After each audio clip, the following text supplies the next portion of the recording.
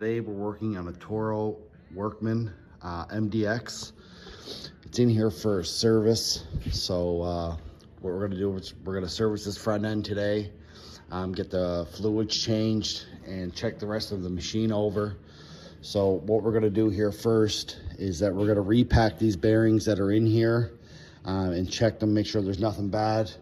So you got a cotter pin and a washer, and you're gonna have to pull these brake calipers off. It's only 2 bolts that'll come right off, and this hub will slide right out after you get this nut off here.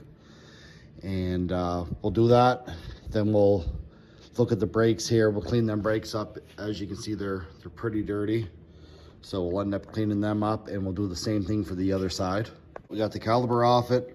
Just gonna back this nut off, and then there's a little washer in here. Get that washer out, and then that whole hub should come right off, bearings and all. The reason that we do this, as you can see here, there is hardly any grease left in this bearing, and I repack these twice a year. So you can see in there, there's not a whole lot of grease left.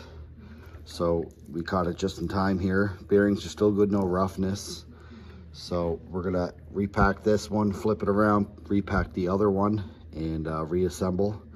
Very important. I know guys with 4-wheelers and stuff have a bearing and hub assembly like this, and they have bearings go. You're supposed to be repacking these bearings at least twice a year or more. Depends on how much use you're putting on the machine. So we're gonna go ahead and do that and reassemble. So we just cleaned out in between the 2 bearings here. You got a bearing and a race here and a bearing and a race back there, and in between there's a gap. So I packed that with grease too as well. There's the grease I took out of it, and it's supposed to look like this.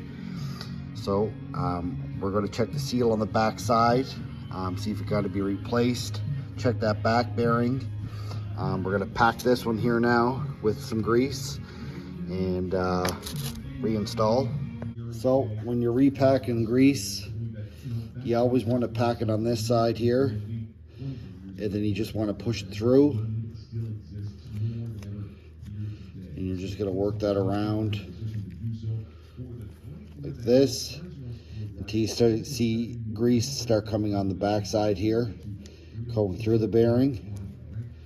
You can see it there, that the grease is starting to pop through the back of it as you're pushing it. So you just want to do that all the way around. So we just installed the washer. We put that hub back on, install that washer, put the nut back on. You want to make sure you do not tighten these too tight, because you will wreck your bearings. If you're not sure, you can check probably the specs on whatever you're working on. But what I do is I just snug it up and then just give it a little turn like that. So we got lots of room for a pin, and you can see that that's still spinning pretty freely there.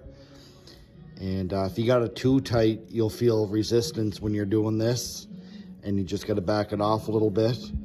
But like I said, do not tighten them tight, because you will smoke your bearings.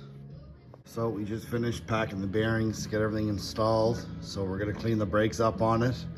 We're gonna do the front and the backs on this.